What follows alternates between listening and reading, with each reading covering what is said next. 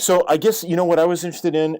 I want to go through the Brothers and Smugglers record, Yeah. and I guess I was interested in where you're coming from lyrically because it seems like you're diving into some sort of innerness inside of you that is going like, why am I built this way, or what should I be doing different, or who should I not be hanging around, and all this kind of stuff. Right. Is that about right? Yeah, I mean,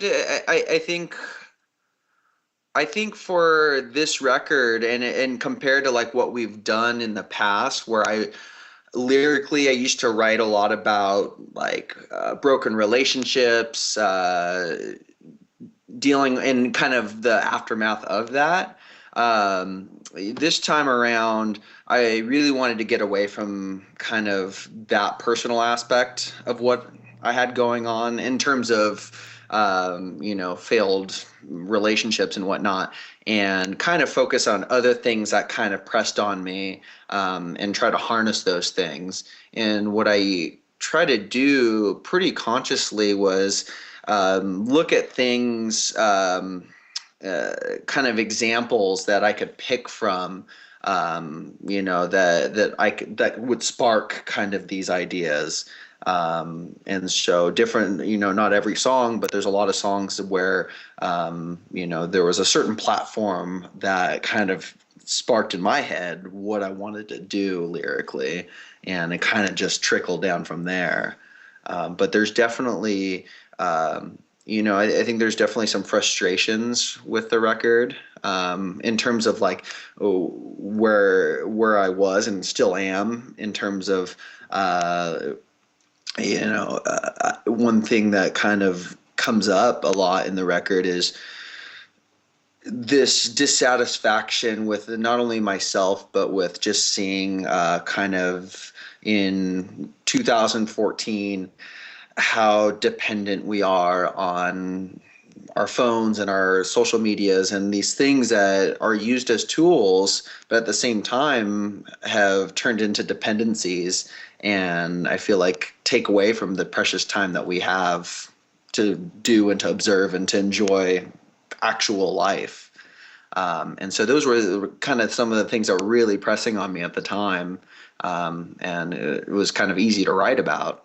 Why do you think you think time is precious? Is that something that's been in you for a while, or is it something that you're just coming to? Yeah, that's a great question. That's something in the last year or so I've really started to notice. Um, I think probably I'm 27 right now. Older people would say I'm young still. Younger people would say, well, shit, you're getting old. And I'm kind of in the middle, but the one truth that I know about it is I'm not getting younger, but it's becoming more of a realization now. Like, now I know I'm not going to be in my 20s anymore, and I'm seeing these separations. What's really starting to click, or kind of, um, really emphasizes those feelings is, and it's kind of silly, but at the same time, it's true. There's records that I just grew up on, even brand new records that came out 10, 15 years ago. And I'm just saying, damn, it's been that long, and how rapidly it's come. And me and my bandmates were talking about. I mean, I was 7, 8 years old when this came out, but Green Day's Dookie came out 20 years ago. I remember the day that came out. I was not a Green Day fan, but my next door neighbor, same age as me, his dad took us to, the warehouse so he could buy his Dookie tape. And I remember, and I didn't get it. I mean, it took me a few years to realize what all that was, but, I mean, I thought it was cool with the artwork and little monkey shits around and whatnot, and just the beautiful, what I now think is a little more beautiful artwork than things that come out today. But yeah, I don't know. I think kind of time is something that I'm more conscious of.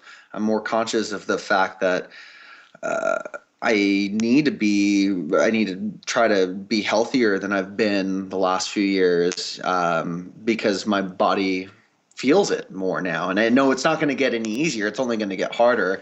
And all these things, start to kind of weigh down. And also too, and I think it ties into a couple songs. Palindrome, uh, the fifth track on the record, is about my grandfather dying, and he was the first of really the first close person to me that's passed away. And now with a lot of other family, especially some of my older family members that are starting to get older and starting to have issues, it's that realization that life is not eternal.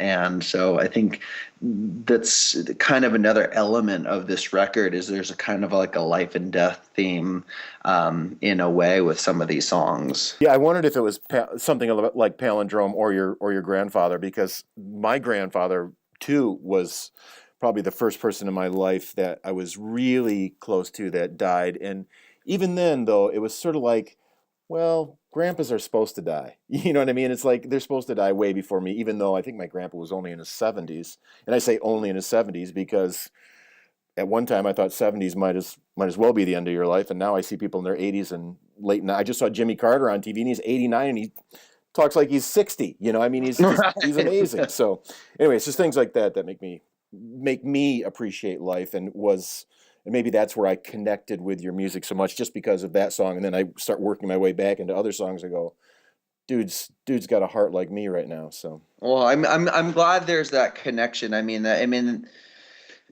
want to say every lyricist wants to connect with the people that they're writing the music for, and I can't say that's always the case. Especially if you, I don't praise myself as a great lyricist. All I have to say is that when I write, I really enjoy it, and I don't write all the time. I'm not someone that's just writing 24/7 in terms of writing lyrics. Things are always running through my head, but I'm not even always thinking of lyrically. It's kind of one of those things when there's a time and a place, and rather than diluting, I feel like when I try to write more, given that I even have enough time to do it outside of everything else, right?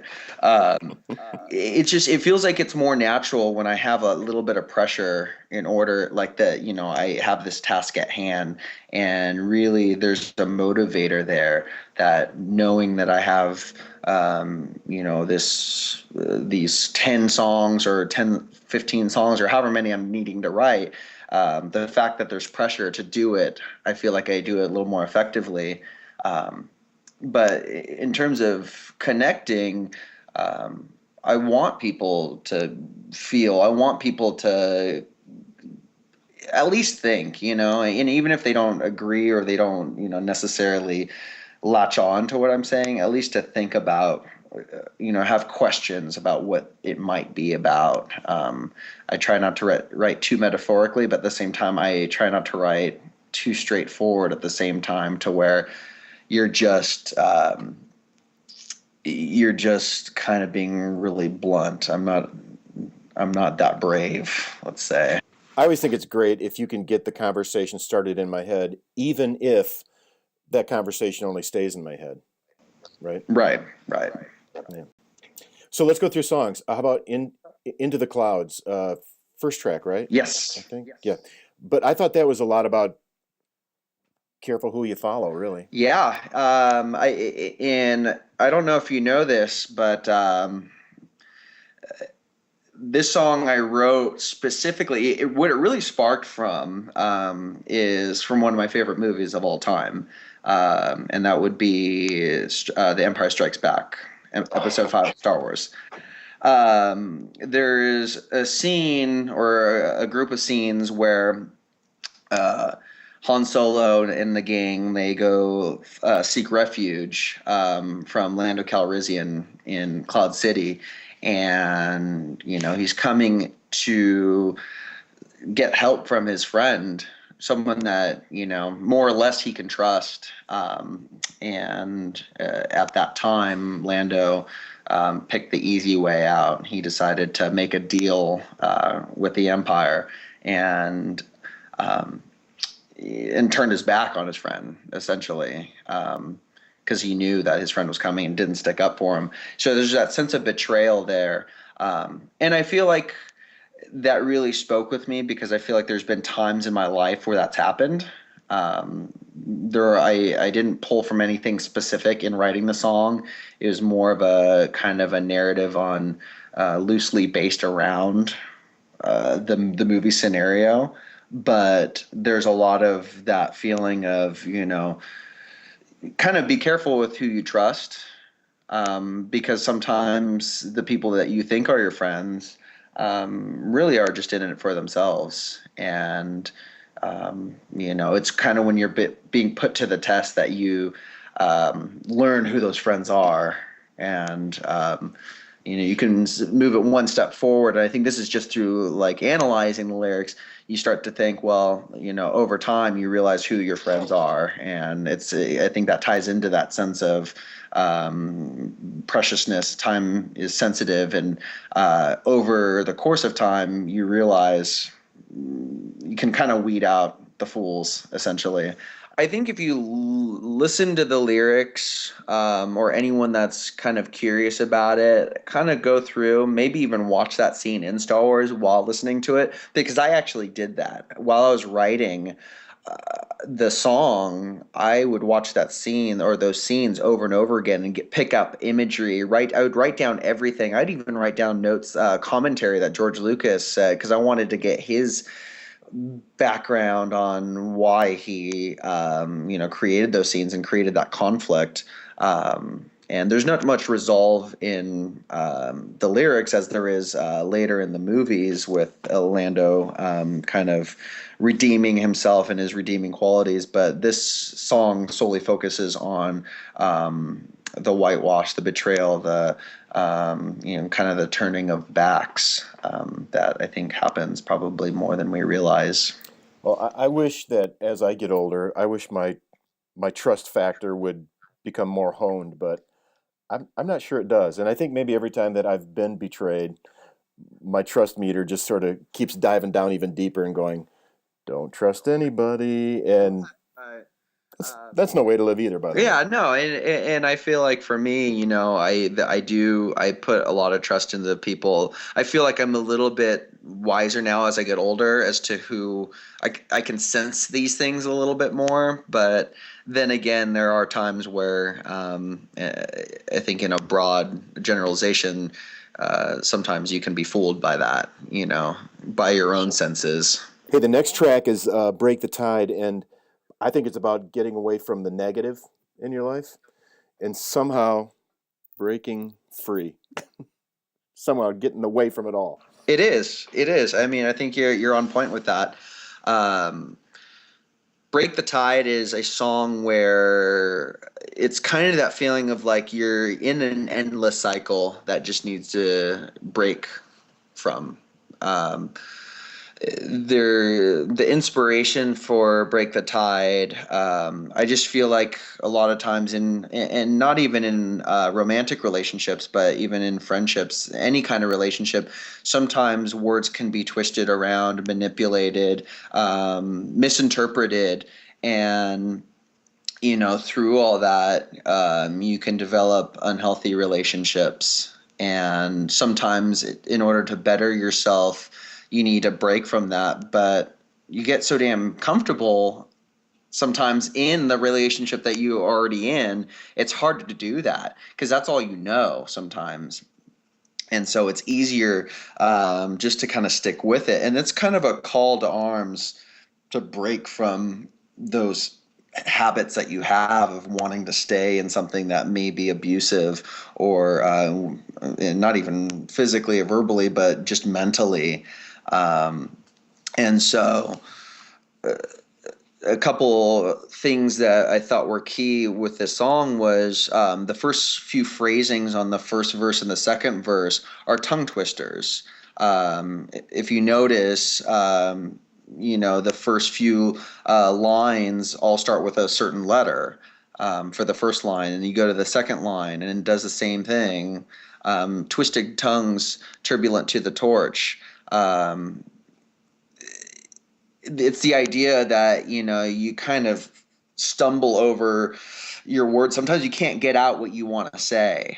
And I feel like I've been in that situation. I know people that have been in that situation where you're so in the moment and you're so entangled, um, and so frustrated that you sometimes can't say what you need to say in order to break free from what it is you're trying to get away from. And that was kind of the purpose of putting these tongue twisters in there a little bit, was to do that. And then um, just it's I mean the chorus kind of hits home, you know. You just need to kind of need I say, I need you to believe that I'm never coming back. I'm never coming back to this place because this place is toxic. This place is has a lot of turmoil. Because if I do come back to it, it's just going to be the end of me.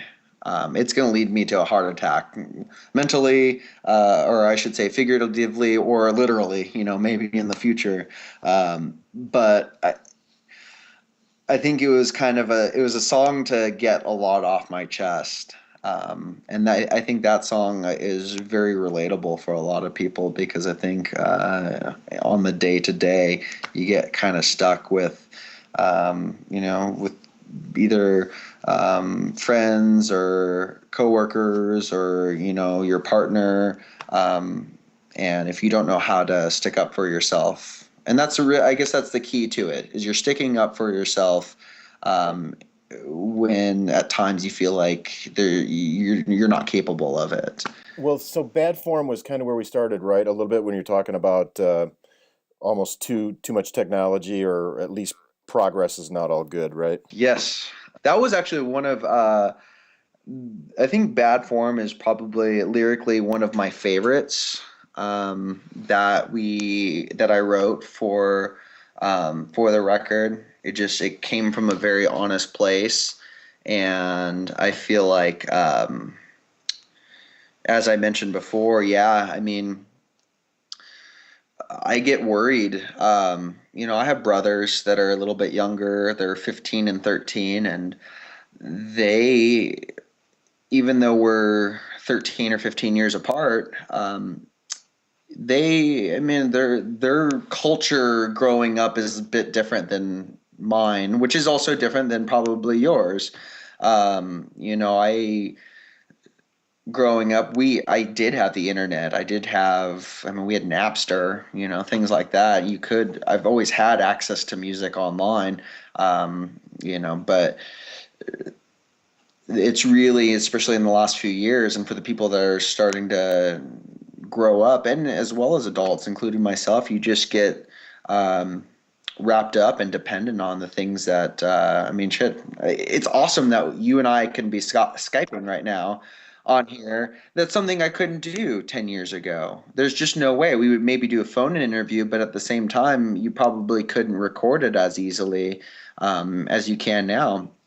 But um, I think it's a very scary thought that if we were to all not be able to turn our phones on or our computers on tomorrow, how much trouble we'd be in. Really, I mean, it'd probably be liberating, but the way this world works now is that we're so indebted to these things that keep our lives running.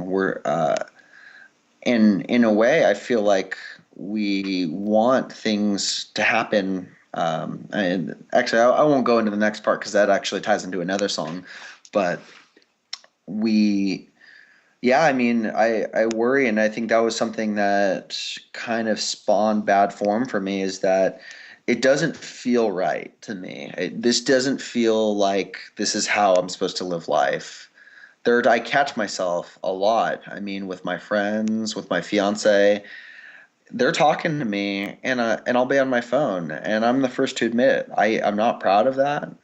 I think it's extremely rude, and it's kind of horseshit. I mean, I have more precious time getting to spend with them, and rather I'm here refreshing my Instagram feed for no reason. I mean, sometimes I have important stuff, you know, I'll have some emails that I need to shoot out and whatnot, but really not, I don't have that much that's really that important to take away from the real life. there's a lot of beauty outside, and I mentioned it in the lyrics. It's beautiful outside, but unfortunately, we're so engulfed with what we have right in front of us. I just asked my wife yesterday. I said, "Hey, what's the temperature outside?" Now forget it. I can just look at my phone. It's like I can't take 15 steps to go step outside on my in my Yeah, front. It's like, oh my gosh. you lose the sense of feel and the sense of sight. I mean, you really, I don't know how we're not in worse shape than we already are in terms of, I don't know. I feel like I by now should be cross-eyed for looking at my phone so damn much. Um, but I think in like a lyric that always sticks out to me in bad form is it says the lure of convenience sucks us in. We're entertained by fuss and irrelevance, and it always hits home to me no matter what, because I feel like no matter what, we're drawn to things that really aren't that important to us in life. And it's hard to escape it once you've started, and it's a habit. And it's a habit that's extremely hard to break. And as we get older and as we're adapting to this technology and future forms of this technology, I don't know how we can get away from it. And in the chorus, it says, "Tell me, is it too late to reverse this state of mind? Or if we had the chance, would we take back the time? Would we even want to?" I mean, there's obviously times where it's awesome to have these things at our fingertips. It really is. I can download some new music in a heartbeat. I don't have to wait, 2 days to get to the record store and spend $15. Um, but at the same time, I think there's a lot of irreversible damage that comes along with it. It's just a funny thing how I want better apps and I want these things to be easier because of my phone, but yet there's a part of me just like you and probably just like our grandfathers who want to warn the people behind us, in your case right now, your brothers. You want to say, "Wait a minute, this isn't all it's cracked up to be. It may look great and what you're doing wrong may seem great, but watch out." Yeah. And you feel it. Like I feel it. I mean, I am cognizant. I'm cognizant of the fact that I can feel the fact that it's not a good feeling. Um, there's a lot. It's a filth. It's a toxic. Um, but at the same time, I can't get enough of it.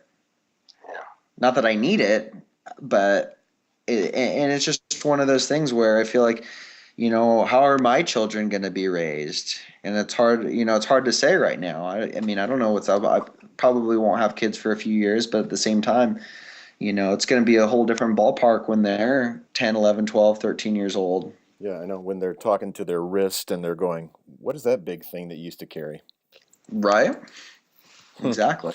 Well, I do a lot of legacy interviews, interviewing older people for their families, right? And it's just amazing what people have lived through in the last 60, 70, 80 years, from literally not having indoor plumbing to me carrying around something in my pocket that I can watch an HD movie on, right?